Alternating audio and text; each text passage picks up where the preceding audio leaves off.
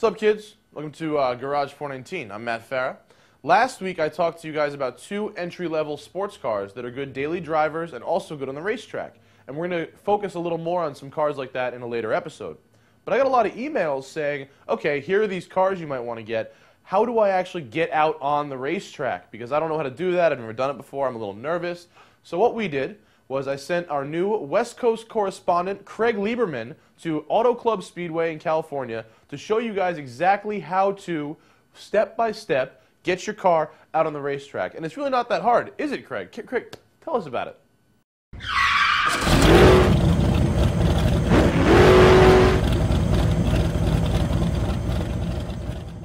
This episode of Garage419 is brought to you by Valvoline's automotive series Under the Hood with Brandon and the Frog. Watch for new episodes at brandonandthefrog.com. Matt, it's not as hard as you think, but I'm glad you asked. But there are some things you need to know before you come out to your track with your street car and just try and run some hot laps around. For example, you want to pick the right car.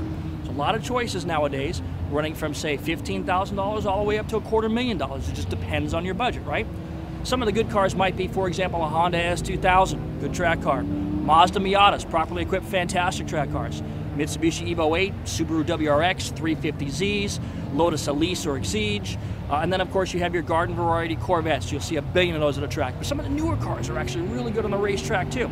For example, the new BMW 335, properly equipped, great racetrack car. BMW M3s are also fantastic track cars, be they E36s, E46s, or the new model. All good track cars. So here's what you need to get started. So Matt, when you come out to the track, you need to make sure you have your act dialed in, okay? There's some things you're definitely gonna need.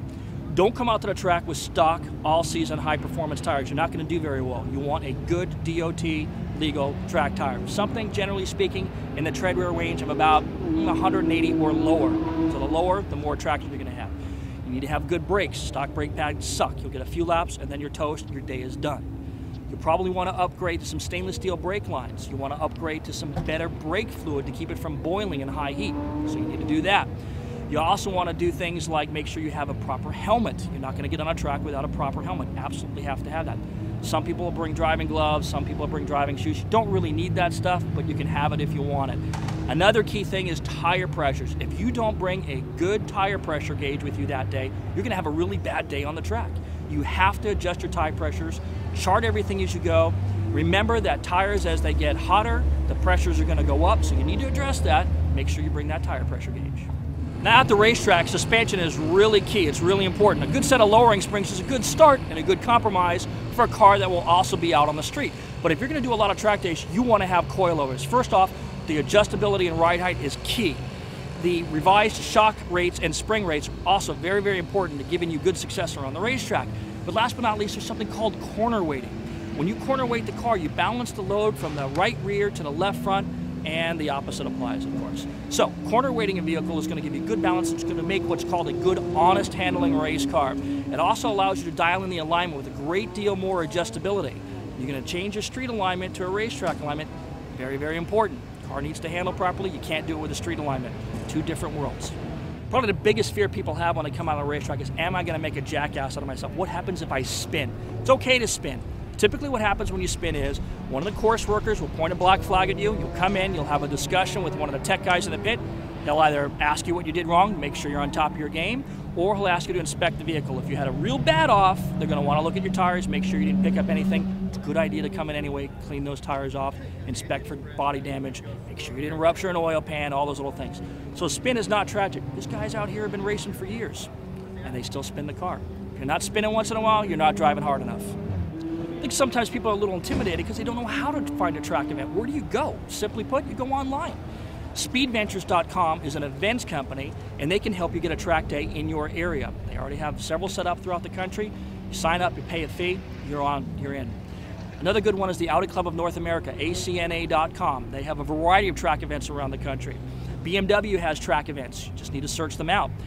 Mercedes has a thing called the AMG driving experience run by the guys at AMCI. Another fantastic driving experience opportunity. You'll pay anywhere from $300 for a weekend all the way up to, say, $3,000 for a Skip Barber Racing School.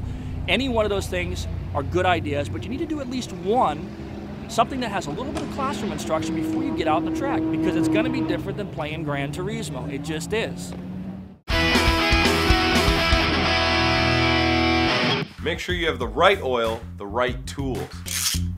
Now I like to use a high mileage oil on this baby here because my girl, this 1970 Camaro Z28, has been around the block a few times, and I don't mean that with any disrespect. All right, guys, listen up. Change your own oil does not make you a total badass. On the other hand, not changing your own oil can turn your engine into a virtual atomic bomb at 7,000 RPM, sending a piston through your hood, out your garage roof, across the street, in your neighbor's window, ruining their spaghetti and meatballs dinner. Now, what kind of neighbor would you be then, huh? So do yourself a favor, do me a favor, most importantly, do your car a favor. Go watch Under the Hood with Brandon the Frog at brandonthefrog.com and learn how to change your own oil properly. That way we can avoid these type of, incidents. All right, I'm here with Terry Tank. Terry, you have a Lotus Elise, and how would you classify yourself? Amateur, professional?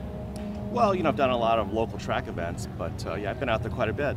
Now, why'd you pick a Lotus Elise of all the cars to pick? Well, I had some different cars I've driven on a track. I find this is the best handling car you can get for the money, so that's why I'm in it. So what'd you pay? Paid $35 for the car. So you got a chrome orange Lotus Elise for about 35 grand. I noticed you changed tires on the car. What'd you put on the car? Yeah, the car has Yokohama AO48R compounds. Now, would you use those same tires on the street or no? No, definitely not. So when you go home, you switch, or you drive to and from the track kind of thing? Yeah, I would drive only to and from the track. It's just, the tires just do not last on the road. Yeah, what's the tread wear on them? 60, I believe. 60, so it's pretty much a dedicated racing tire. Right. And what you pay for a set of tires? Were they about $1 grand? About $1,000. About $1,000. So you get $1,000 into it. You change brake pads, another couple $100. Right. Stainless steel lines. Right. Okay. Suspension. What have you done to suspension? Coilover suspension, corner weighted. Corner weight. So what'd you pay for the suspension? $1,500? About $2,500. $2,500. Right. So $3,500 you're into this thing so far. No power mods, right? Intake, exhaust, basically NA engine.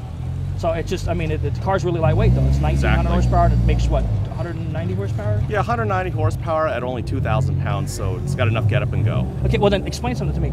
I have a little RS4. I go out to the track events. I have a real tough time getting around those little Lotus Elises in the corners.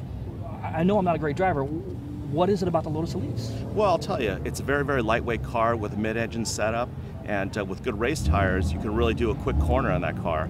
Not so fast on the straight, but around a corner, that's about as fast as you can get. Yeah, but what about like the Corvettes? The Corvette guys are out here, they're all pushing 400 plus horsepower. How do you run with those guys? Right, well, they're carrying a lot of weight, so on the straight, it's not too competitive, but on the corner, it certainly is. So they smoke on the straight, but on the corner, you're all over them, right? Exactly. Okay, so what do you think are the most common mistakes people make when they're driving a car on the racetrack for the first time? Well, I think you see a lot of people trying to overdrive their car, especially if it's a high horsepower car. Really, the key is learning the line properly and driving very smooth. The smoother you are, the quicker you're going to be. Right. I find that when I teach my students, steering wheel position at 9 and 3, the big thing I see is they're not looking ahead. They're not looking through the corner.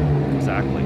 So if you're not looking through the corner, when you are looking through the corner, your hands somehow magically get you where your eyes are looking. It's the same thing on a video game, right? That's right. So when you get these guys out on a racetrack, you see them running around, what are some of the common mistakes you think these guys make? Well, I'll say you see guys overdriving the cars and applying the power when they shouldn't be. Right, sawing at the wheel, jumping on the gas mid-corner. Right, definitely. So what would you tell these people? They're coming out to a racetrack for the first time, they're going to get their Audi A3 on the track, what do they need to do? I say go with a club that has good instruction, learn how to drive your vehicle within its limits, learn to drive smooth, the faster you'll be. Now you just said something really interesting, drive within your limits. I have found that the higher the tread wear on the tire, the more auditory feedback you get. So when the tires are freaking screaming at you, you're overdriving the car, right? Exactly. So you want the car right at the edge, so the tires are just starting to make a little bit of noise, right? Now another big thing is, where are your eyes supposed to be? You're supposed to be looking as far down the road as you can. Okay, so I'm coming in a corner, I'm coming in hot, and the corner's basically a 45-degree left turn. Where am I looking? Am I looking at the apex or the track out point? Where am I looking? You're looking to the next turn. So I'm looking through that turn all the way over to the next, so basically the track out point or beyond that if you can see it, right? Exactly. Now that's a big mistake I see students make in my cars when I'm doing instruction with these guys, is they're not looking far enough ahead. They come halfway through the corner, realize the corner's tighter than they allowed for, stand on the brake or they lift off the gas, and then what happens? Yeah, that's when it goes bad. Yeah, things go real bad. The back end comes around, they spin, and then they sit there, scratch their head, go, what the hell did I do wrong, right? Right. Bad stuff. Now, some of these guys got full roll cages, like some of the Porsche guys out here, they're dedicated. They got the wrong, they got like small wheels on the car, the big bling tires and wheels. Right. They're not on these cars. They've got 17 or 18-inch wheels and sticky tires on there. Those are the guys who know what they're doing, right? Exactly. So why do some cars have roll cages and some cars don't? Well, you know, I think a lot of guys just put things on their car because that's what they hear they're supposed to have, but it's not really about spending money. It's putting the right modifications to your car so it'll do what you need it to do on the track. What's up, guys? Matt from Garage419 here. Just a reminder, this Sunday, October 26th, is the Garage419 Invitational Charity Pro-Am Go-Kart Race to benefit Racing for Research, an organization to help cure the disease neurofibromatosis. And I know it's a mouthful, but trust me, it's bad. We need help. They need money. We need fans. Come on out to Grand Prix New York this weekend. Maybe you could win one of the 4 remaining spots to race with the pros in our Charity Pro-Am Enduro Go-Kart race. Grand Prix New York, just north of New York City. And check out all the information, garage419.com, the invitational link at the top of the page. Hopefully we will see all you guys there. And if you just want to come check it out, no charge. It's free. Just a little donation for our charity would be very nice.